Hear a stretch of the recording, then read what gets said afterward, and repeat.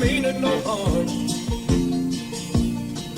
Beats all you never saw, been in trouble with the law since the day they was born.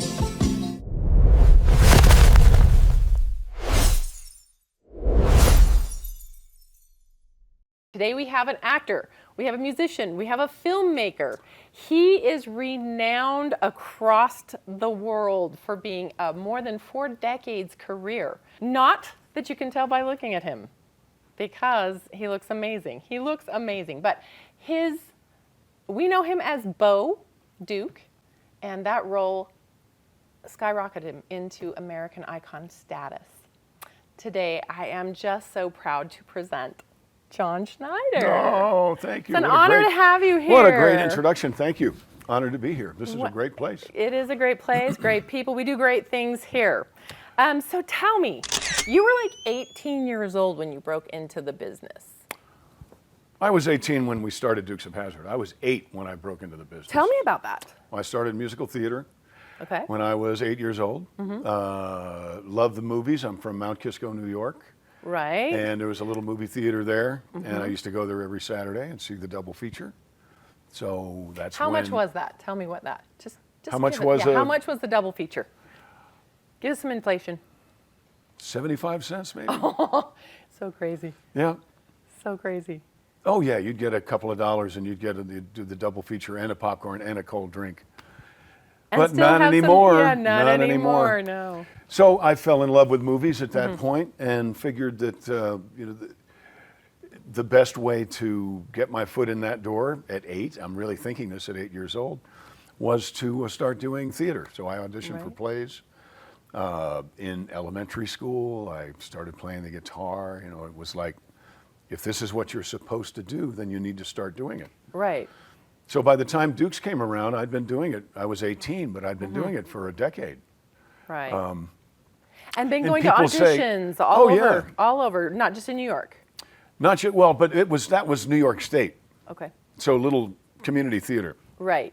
Never feel bad if you do community theater because that's where everybody That's starts. where it all starts. I love community theater. Yeah, I was so- 80 Annie. I was Eliza. You're Doolittle. 80 Annie? Yes, yes, yes. So Oh, what a great role that's Great, a great yeah, role. Listen to me, I'm super all hoarse today. I think it's drier here than I it remember. is. Utah is very dry. Yep, I forgot. But so I started doing that, and by the time the audition for Dukes came around, I was in Atlanta. My mother worked for IBM. Okay. She got transferred to Atlanta when I was 14. Did every play in high school I could do, did every play in downtown Atlanta that I could do, and just got as much experience under my belt as I possibly could, because I knew something was coming up. You know, You had plans. Well, I had plans, and I had a feeling that it had plans for me. Right. You know, so it wasn't just something, That is oh, amazing. gee, I want to be an actor. It was, oh, I'm an actor, or I already know this. I'm an entertainer. This is what I'm supposed to do. I'm 11 years old, and I'm more comfortable on stage than off.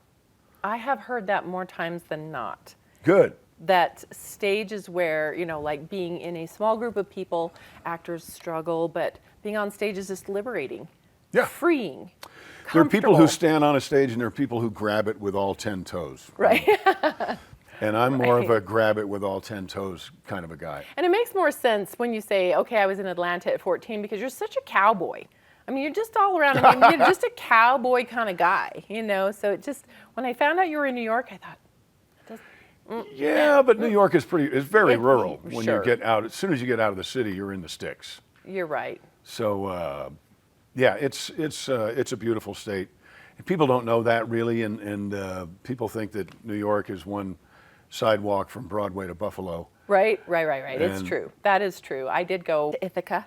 Oh yeah, beautiful. Ithaca's it was like Catskill Norman Mountains. Rockwell. I walked in. I'm like, what is this? Gorgeous, Yeah, right? it's a We beautiful, never did go beautiful to New state. York City, but we got to see that part of New York, and it was Yeah. beautiful, absolutely beautiful. So New York City is fun. You know, it has its purpose, but you know, it gets any densely populated area just kind of makes me a little like I don't mind elevators, but I don't like them to be jammed. So Dukes of Hazzard was a cultural phenomena. When did you realize that it wasn't just a show, it was like pop culture? Well, I mean, they named shorts after Daisy? Well, Catherine actually made those first shorts. She sewed them herself. She did. They gave her something that she was unhappy with, and she made. She said, "I'm not going to wear these. I'm going to make my own," and she did. But in that time, Smokey and the Bandit had happened in 1977. Right. So this was 1978 when we first filmed. When I auditioned for it, and we first started filming. So it came on in 1979, and people think about Smokey and the Bandit, if they think about it at all, they think, oh yeah, that was a fun car movie. Right. Well, it was the second highest grossing film of 1977, beaten only by Star Wars. We were living in a world where it was in a land far, far away. We were talking about Alderaan and Darth Vader and Obi-Wan Kenobi. It was phenomenal. And the Snowman and Burt Reynolds driving through Georgia in a Trans Am. Right. So when Dukes of Hazzard, when I read the script, 18, but I had actually been on the set. I snuck onto the set of Smokey and the Bandit, and I'm in it. They don't know it, but you Oh, are. they do. Oh, they do now. They do now, Oh, yeah. look, there's John Schneider. But not that recognizable. So the world was crazy about CBs Right. and lightsabers. Sounds odd, but it was. So the number one and the number two movie, Star Wars and Smokey and the Bandit. So when I read Dukes of Hazzard, I thought this is great because this is Smokey and the Bandit on television. Right.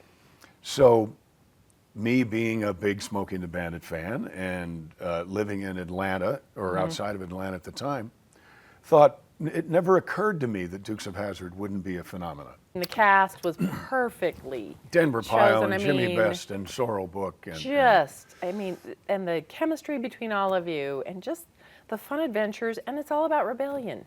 Not rebellion, but kind of like sticking it to the man, you know? Of course. Well, we got in trouble for doing the right thing. Right. We're trying to help the Exactly. orphanage. We got in trouble. Right. We stop and help somebody on the side of the road, and they rob us and Boss take our car. hog, you know? Yeah, boss. Yes. So, like the words to the song say, we were fighting the system like two modern-day Robin Hoods. Yeah. And it's true. So. In a really cool car. In a cool car, but we weren't. We were all about community. We were about the Duke family, certainly, but we were about the importance of the community in Hazzard County, and it still works. It's odd It still does. it's one of the only hour-long dramedy, I think they would call it at that point. Right. I call it Southern horsepower comedy. But it's one of the only ones. It may be the only show from 1979 that anybody is still aware of. No doubt. Now, there's some half-hour shows, the Andy Griffith Show. People certainly, and Denver Pyle was on that show too. Yeah, I loved that. Yeah, but they're not talking about. I can't even remember the name. NYPD Blue. They're not talking about Hill Street Blues. No, and my parents watched that religiously. Yeah, they're not even talking about Dallas. I'd be peeking out. No. Or Falcon Crest or Knott's Land. None of those shows. None of them.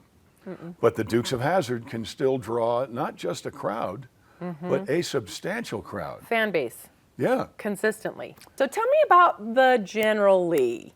I mean, honestly, you were behind the wheel. You were doing some crazy stunts. What were the most memorable that still bring a smile to your face, that make you like, oh, that was awesome? Oh, all of that, all of the time. Anytime I got to drive into the town square, as fast as I could, and then slide up to the curb and not rip both those wheels off.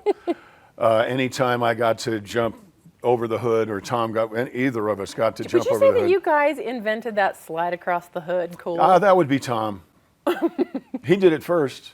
He did it. So Luke did that first. Right. But in the opening credits of Starsky and Hutch, I think Paul Michael Glaser jumps over they're like at a loading dock, and he jumps over a trash bin and lands on the hood of their Torino, I think.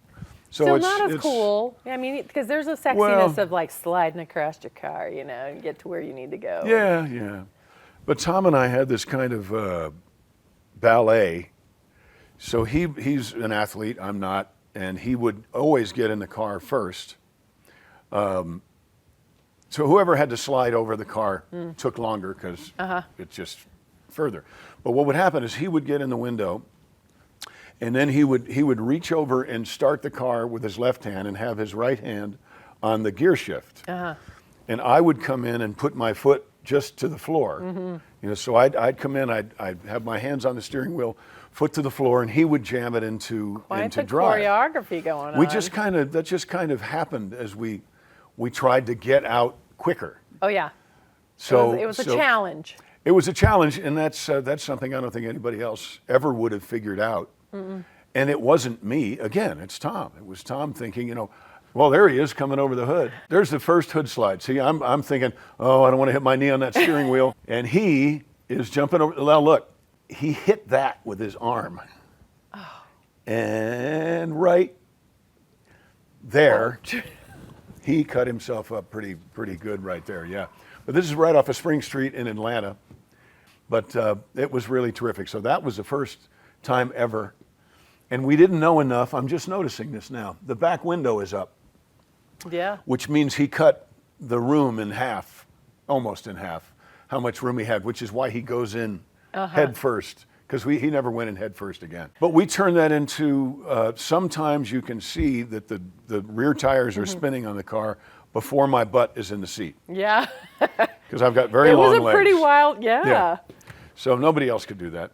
No. And when I got to get in the passenger seat, I tried, I couldn't do it. You are not just an actor. You are obviously actor, filmmaker, but you have got a musical side. And you mentioned it was because at 8 years old you got into musical theater. Yeah.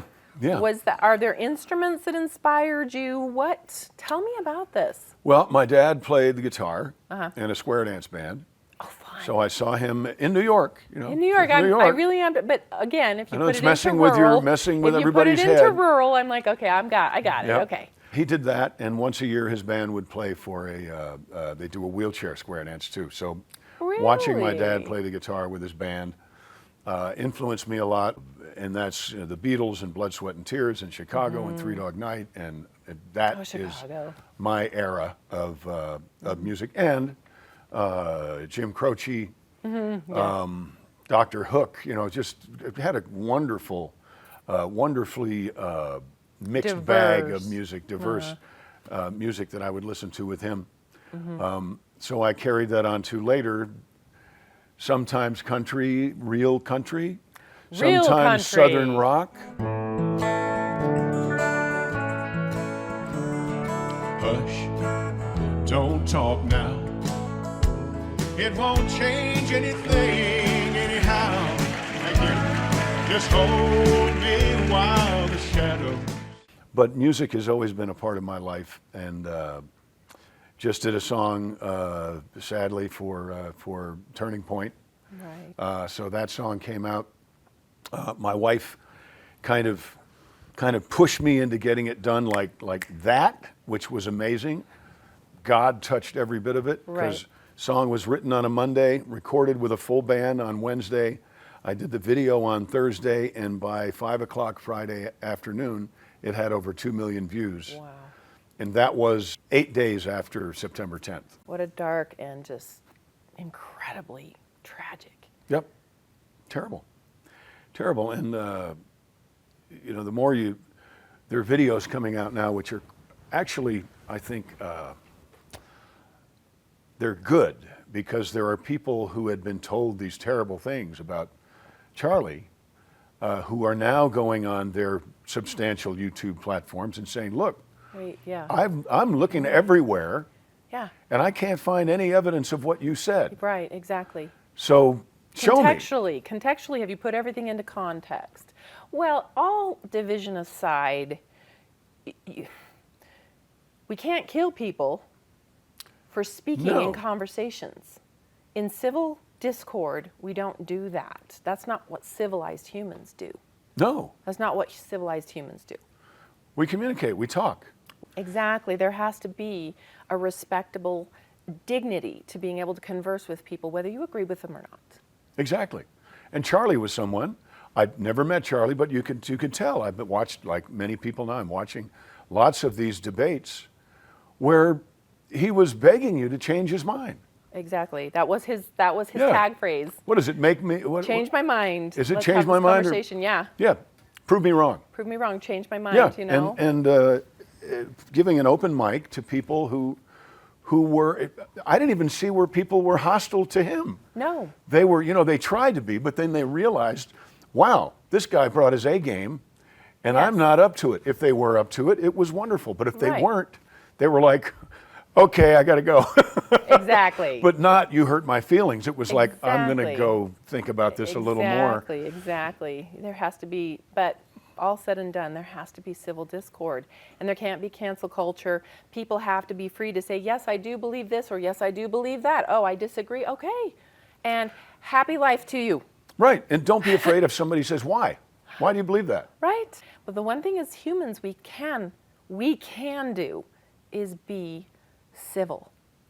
We Absolutely. can be civil. Well, it used to be required. And somewhere in the Yes. somewhere in the world in the last, dare I say, about 6 years, Yes. 2020, baby. it became 2020. yeah, it became hip, is an old man word. It became hip to be belligerent and just be so rude and so. To me, they look scared. Right. It's like, I can't remember who said it, but I think the person who throws the first punch or fires the first shot, it was the first one to run out of ideas. Exactly. So, come on. If you're going to talk about it, then at least be able to back up your opinion.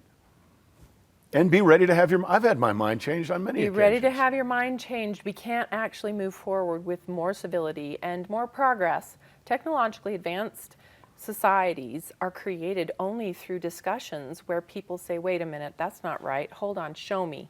Yeah. That's the only way that it goes. The most important words you can say to yourself, I think, are, well, I never thought about it that way. You have been in this business over 4 decades. You don't look it, okay? You don't look it. I look like Jeremiah Johnson. You're Come on. still killing it. Look So you're killing it. But so what is the secret to longevity? What makes, because you've seen a lot of changes. You've seen a lot, and this is a very divisive culture for making films and acting in TV shows. It's no longer, hey, we just want you because you've got the talent. They'll cancel you that quick. Yeah, but I've always, remember, I started when I was 8 years old. Yeah. I've always felt that there are, what are you? Are you a hireable person, or are you someone who hires people? So what are you? Are you the tail or the dog? And I've always been the dog. So I am one of those people that would put kids together to make movies on Super 8, with no sound. When video came out, I was all over it. Let's make some movies. I had a bunch of VHS decks and this little switcher I could try to edit. I can't tell you how much money I spent on those things. That is crazy. That is just So nuts. that's been me. I edited 8mm film on a red shag carpet in Mount Kisco, New York. So it had to be before 1974, because that's when we moved to Atlanta. So I was always that kid. Right. So I've always had a passion to tell a story. Never a desire to be. Now, I've been hired a lot. Most of my. Sure, you have. Absolutely. And that's fine. But I've always been the one that wants to tell the story. I believe that I have been given a very unique and specific Gift. way to tell a story. A gift. But You have a presence. So and I've watched you your whole career. In fact, I just saw you in Desperate Housewives. And oh gosh, I'm a Desperate Housewives girl. I was like, so wait, when that series ended, I was like, oh. But what I notice about you is that you command, even with a part that is not central, you command. You, and I don't think you do it on purpose. I think that's just your presence. Well, thank you.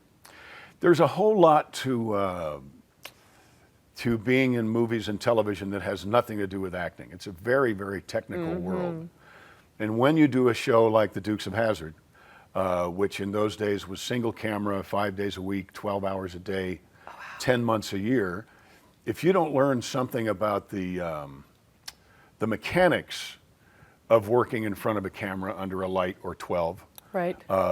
then you're dumb as a post, or it's just not your It's not your vocation. Right. You're going to be doing a lot of takes, a lot of unnecessary. Yeah, and then they're not going to hire you again. So I'm the kid in the first episode of Dukes of Hazzard at 18. There's some simple little scene where I'm cutting a piece of wood out in front of fixing a staircase. And I was moving because I'm cutting a piece of wood. And the camera operator said, hey, you got to do me a favor and stop moving like that. I said, well, I'm cutting a piece of wood. He said, yeah, I know, but you don't have to really cut the piece of wood. We'll just... And I said, and I didn't say this in a cocky way, and he didn't take it in a cocky way. So if it sounds cocky, forgive me. But I said, explain this to me, because isn't your job to follow me in whatever I do? And he said, yes. He said, that is. But your job is to make my job as easy as possible. Communication, see? Yeah. And I thought, okay. Yeah. Okay, so... I'm a team player. Well, yeah, so then I became that was 18, and I did a wonderful movie in New York called Dream House. And I remember being in a staircase in Alphabet City, and it was dark and it was beautifully lit, or was about to be beautifully lit, and I said to the cinematographer, I said, I want to, what do you want to do here? I want to be the guy that allows you to get the most beautiful shot imaginable. Right. So you tell me where to go and what to do, and I'll do it. And it was beautiful. Like the movie we saw last night was absolutely gorgeous. It was stunning. And those young folks found their light. You call it finding your light. You're not just lit. You find your light because you're working with a cinematographer. You're working with the camera operator. Right, you're in your zone. That's what we call. I'm a speed walker, and you get in your zone. Like you've got to, and it'll pull you right out of any cave that you might get into. Yeah, and then together you can make something wonderful, and then you can act inside that. So we saw Truth and Treason. We did, and talk about beautifully lit. I mean, the cinematography was amazing. The acting was second to none. It was find. I was talking to someone over there today. Find the best performance in that film. I dare you. It's hard. Find and the cinematography was great, better than great, magnificent. It was gorgeous. And I don't know how long they took to shoot that, but the dance between what was happening on camera and what had to be happening off camera was like the best Dancing with the Stars performance anyone's ever seen. And the sound design was amazing. The music, the script. Yeah. The script was spot on. For me, that movie was every bit as impactful as Deer Hunter, every bit as beautiful as A Beautiful Life. A Beautiful Life. Every bit as heart-wrenching as The Pianist. And this to me, that looks like The Boy in the Striped Pajamas. Yes, I mean all of it was just when it evokes that moment where you have to look down because they are depicting something, and not because they were depicting it in any way, shape, or form in a grotesque form, but it evokes. No, it was brutal. It evoked in me that I mean. Well, I watched it, and it made me flinch. Flinch, yes. And I tried to say something to Dee Dee right after it while the credits were rolling. I couldn't speak. Yeah, I did tear up. It was definitely one of those moments where you're just like, oh. And those are the movies we need. We need to see those. Angel does an amazing job. Well, especially this one because it's about truth. It's truth. And what that wonderful line at the end, he said, you think you're 16 years old or 17, right, you're gonna take down the Third Reich? No, the truth will take down the Reich. That's exactly right. And your day is coming. Your day, I loved that. Your day is coming. And this is a true story. Exactly. And so he's been I'm memorialized so for impressed. sure. So impressed. It's a movie that I think everybody should see, yes, but I think people need to see that movie. See it. They got something coming out. We actually saw a little sneak trailer of Young Washington. I know. Can't wait. I can't wait for that. As a patriot of this country, I love when they highlight those kind of movies. Just the only way you can really appreciate where you are is by learning about where you came from.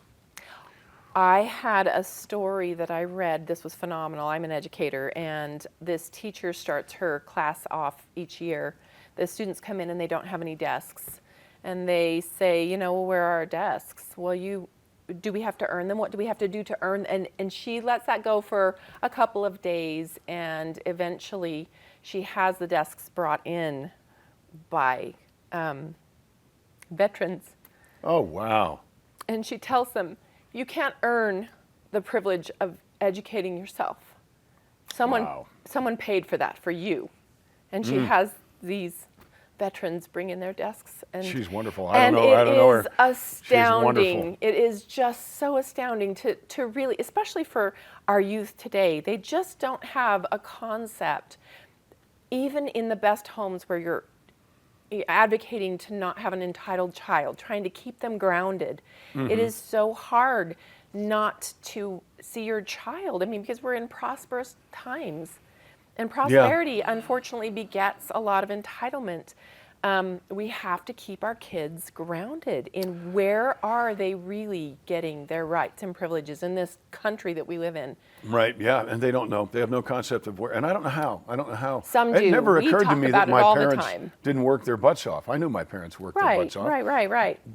So I don't know. I don't know how it is. Well, we talk about the ancestors that have fought in wars. We talk about the people who are now serving us in the military. I have a son that's in the military. My daughter-in-law was in the military.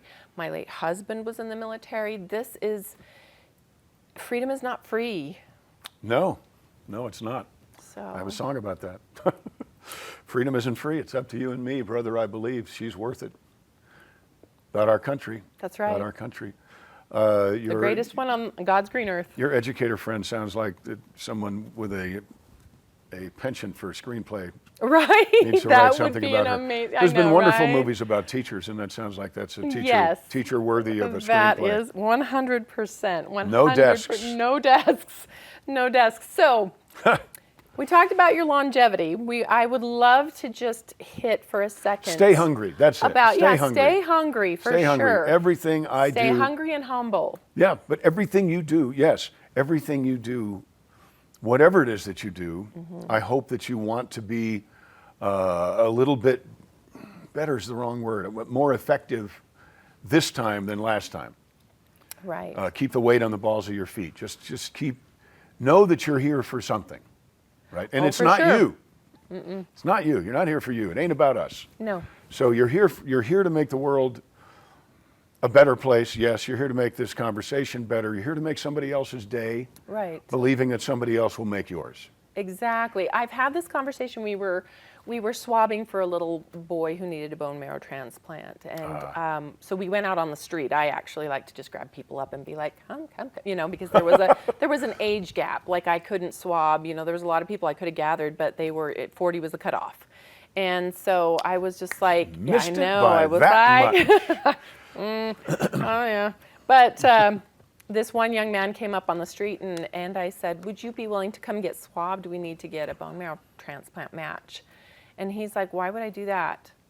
And I said, well, it's helping your fellow man. And he said, well, why isn't God doing that for him? And I had to have a moment with him and just say, we're not puppets on strings. We have a purpose, and God wants us to do his work by helping each other. Yeah. Otherwise, what are we here for? What are we here for? There's a song. If God doesn't need us, why does God need us? Right. There's a song. Right. You know what? God doesn't need us. We need him. True. We need to learn how to be more like him. And that, we do that through serving each other, helping each other. He's up to something. I talked about this for an event a couple days ago. Be bold for Jesus. And I talked about how God is up to something that we're part of. Right. It's his plan. It's not the other way around. It's his plan. Not the other way around. We're in his toolbox. Yeah. He's not in ours. Exactly. It's a whole lot of analogies. But people. I tell folks, if you can't wait for Friday, if you hate your job, then you're in the wrong job. You're not working within your design. Right. Because it's impossible to hate your job if you're doing the Get right right. thing. And if you're doing the right thing, it means you are working within God's plan. Exactly. So question that. Say, okay, well, I can't quit my job. What do I do? Well, start taking the pottery, whatever it is. There's a lot of enriching activities. There's a lot of things we can do in this life. I hear people, again, talking about, why this, why that, what. And I came across another thing that was phenomenal. My growing up, it was 25 years. They didn't want you to cut the rainforest down because it takes 25 years to build, to regrow a rainforest. So someone somewhere decided, I'm going to regrow that rainforest. Took 40 acres and regrew a rainforest. You don't think there's enough health clinics? Build one. You don't think there's enough there you go. schools? Build one. You Yep. want people to be more service-oriented? Get yourself a group out and start collecting like minds. 1982, there were very few places where sick kids could go and not just feel like sick kids. Right. So I had asthma when I was a kid, and I spent a bunch of time not overnight in the hospital, but in waiting areas and things, with Right. dying adults, Yes. crying, dying adults. It scared me, and was working for an organization for 2 years. It was an older organization that was not willing to make any changes, especially not with a 22-year-old making the suggestions. Right. Who, that hick from that Thank show. you. Yeah, good. But the notion was that the money should be raised for children's hospitals. 100% of that, 100 pennies on a dollar should go there, and all the money should stay locally. So that because working with this other organization, the biggest question I got was, where does my money go? Right. So, well, it goes to a boardroom in Yes, Nebraska and then somewhere, and then blah, blah, blah, 40 yeah. people. Well, how much of it? Well, probably 80 cents or so, which is just how that works. It's how that, so Sure. there was something wrong with that business model, I thought, at 22, and some friends of mine and I thought, well, we can either shut up and do what they say, Right. or start Children's Oh. Miracle Network Hospital. We are now Bravo. $9.5 billion. I did not know that about you. Yeah, Oh my goodness. I'm a founder of Children's Miracle Network Hospitals, like you said. Yes. You want to Plant a rainforest. plan it, build Yeah. it.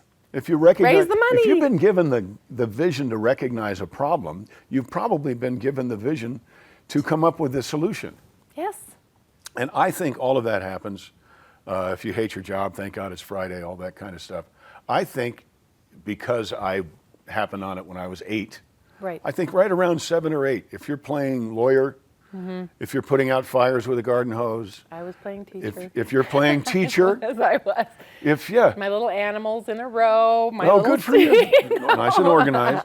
If that's what you're doing, and that's not what you're doing at 40, Right. then somewhere along the line, life, people who don't like you talked you out of it. And here's the hardest thing, people who love you dearly talked you out of it Right. because they didn't want to see you disappointed. Right. Well, What I'd they much thought. rather I'd rather spend the rest of my life trying, going for it and be disappointed than can't wait till Friday and dread Monday. Exactly. So we've talked a lot about faith. Mm-hmm. You are a man of faith. And personal perseverance, I think, aligns right with our faith and our hope. Tell me about the things, because we have all been knocked down. Good. Yes. We have to you have to learn somehow. And perseverance, resilience, getting back, pulling your bootstraps up. Tell me about that for you. Well, I've always, maybe not always, but the last 40 years or so, I've looked at opposition as a sign you're on the right track. So, Opposition in all things, that's true. absolutely. So, Yes. and quoting movies all the time, Rocky Balboa said it best, it's not how hard you can hit, it's how hard you can be hit and still get up. Get up. That's right. It's true because it's true. Right. So you just keep going for it. And I've had some wonderful success. People know about the success. Nobody knows about failures. Right. Except me. Thankfully. Yeah. I mean, But- that's pretty miraculous But you don't considering the dwell on modern them. times when everything can be exposed. So, But you don't dwell on those. That's what that renders you ineffective. And I don't want to be ineffective. You know, I want to, when someone comes up to me and says, you know, your Jonathan Kent changed my life. It means the world to me. When people I saw some wonderful people today at Angel who grew up watching Dukes of Smallville, Hazzard and who grew up, Smallville, and that no, means they wouldn't so have done much. Dukes. If they are aware of Dukes of Hazzard, they would have been watching. No, one of them Smallville. was Oh. old. No, not as old as me, but yeah. So that is such a wonderful reward, and I think that's kind of like a little treat. Right. That says, you know, hey, keep going. Well, you bet I'm going to keep going because I'm just getting started. I really feel like I'm just getting started. I think we are always getting started. We end something, we begin something. We end something, we begin something. That is life. Yeah, and you don't know when. Consistency is change. People say, what is it like to make it? I don't think you ever make it. Mm-mm. My grandfather used to do this thing. It was hysterical, where he'd reach down for a can on the ground or a ball, and he'd kick it just before he could grab it. Then he'd go try to reach and he'd kick it again. And I thought that was hysterical. But I think that's what life is. That's what a successful life is. You're always just that close. Yeah. And then, well, there it goes. Okay, well, I'm going for it again. I'm just going to go for it. Don't ever stop. No. But figure out some barometer, some measuring device where you can see if you're on the right track. And to me, the best measuring device is if you have the ball and the other team is not worried, then you need to change. You need to change it up. Get something up, huh? Yeah, you got to you get change their it eye up. up. You know, Michael Jordan didn't become Michael Jordan because nobody double teamed him. Exactly. Exactly. You know, so there has to be challenge in all things. There does. Just so well, there and can opposition. Be growth. So there can be growth. Yeah. It's. Well, I mean, good tenacity, doesn't like evil, but I'll tell you, it's also true. Evil does not like good. That's exactly right. So I was talking to a gentleman today at Angel and said, you know, this movie is so impactful. This movie is so good that you are. I said, I believe in principalities and powers. This movie is so good that there is a whole, yes, I use the word legion, that is going to come against this movie with everything they've got. Yes. Expect it, plan for it now, but expect it, and it's a good thing. Because this movie is going to change people's lives. That's that much more success coming. Yeah. That much more. But don't be blindsided by it. No.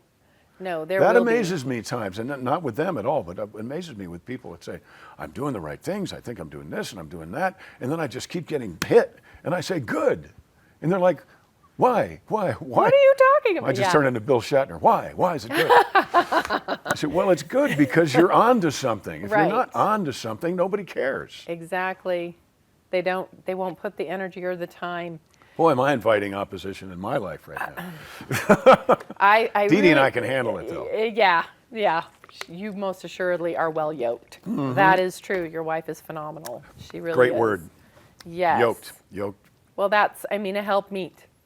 That's what we are. Yep. You know, that's the beauty of marriage. And you're yoked because you're working. You're working the field. You're working it's what together. You put around the oxen. Together. But so tell me about your fan base. And before you do, here's my observation of what I've seen with you. Always stay hungry, but always stay humble. You are very grounded. You acknowledge that you are the human amongst all the humans. Now, I know you know that you have talents and abilities, but you don't look at other people as if they don't. Oh, gosh, no. Right? You see the value. I've watched you with your fans, and you see the value of each human. It is phenomenal. So tell me about your perspective. It is. Listen, we work with celebrities. We've had celebrities take things from us because they think they deserve it. they take all and we're like, what? Wait, and this is while we're serving them and doing things for them. They just one more thing, But you are not that. And I mean, I see people in two versions, and I know people don't like it when you see things in black and white, but I see people as lifeboat people and not lifeboat people. So the lifeboat people will help even though they know everyone in that boat is going to die, they will make sure that they help each other until they all die. Okay? But most of the time, lifeboat people, that's a possibility, but they are wanting to get everybody safely to shore. Right. Even if they can't see the horizon, right? Wow. But non-lifeboat people, they won't even wait for you to go to sleep in the boat before they start gnawing on your toe. Wow. So. Yeah, why should I let you swab me, right? For the kid you met here. Exactly. So, but you are definitely a lifeboat person, so tell me how Well, that... if I could explain that, that would be like, if thank you. You're welcome. But if I could explain that, it would be like trying to explain why I'm humble, which would prove me a liar. Right? Well, I think that you could say something along the lines, this is just my own observation, is that you I love think it's people. because of theater. Well, I do love people, but I get aggravated at people because some people are I aggravating. mean, we all do. Nobody likes everybody all the time. I think it goes back to my dad playing the square dance band for the people in wheelchairs. Right. I think it goes back to that same 18-year-old that was trying to figure out whose job was what. Right. It goes back to being in theater in Lake Sunapee, New Hampshire. Wow, I haven't thought about that in a long time. Where one day you were on stage, one day you were hanging lights, another day you were building sets. You know, when someone believes that they're it, it's a problem. When they don't know there's a cinematographer. Right. When they don't know. Now, sometimes amazing careers come out of that selfishness, but they don't end well. Right. So I've just... Do you think your fans see it too? I think they do. But, I mean, because you are popular.